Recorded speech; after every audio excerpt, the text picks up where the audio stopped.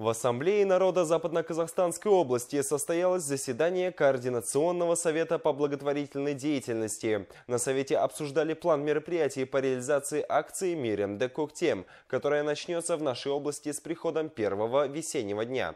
Также было принято обращение к жителям области, в котором члены Ассамблеи призывают быть активными при проведении этого важного благотворительного мероприятия.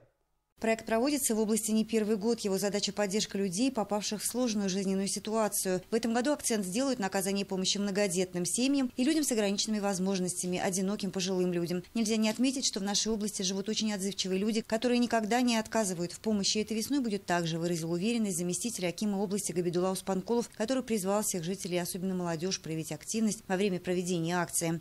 Каждый гражданин для нас имеет значение. За каждым гражданином мы болеем. И в этой связи мы все в этом вопросе едины и будем максимально вкладывать свой вклад, труд, чтобы в этом месяце сделать максимально больше добра.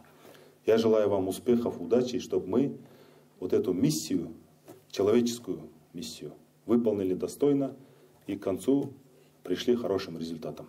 На заседании Совета была отмечена возрастающая социальная активность бизнеса. В нашей области есть много предпринимателей, которые оказывают адресную социальную помощь. Так, руководство компании «Юнисерв» приобретало дома для многодетных семей. А прошедшей осенью несколько предпринимателей подарили Уральску скверы и площадки для отдыха горожан и детей. Одному из них, Валерию Глаухову, на Совете был вручен нагрудный знак «Жомарджан» Ассамблеи народа Казахстана. Разумеется, активное участие в акции примут и медицинские организации области. Мы обследуем все наши многодетные семьи, в том числе и обоих родителей, если есть и мамы, и пап, и полностью детей.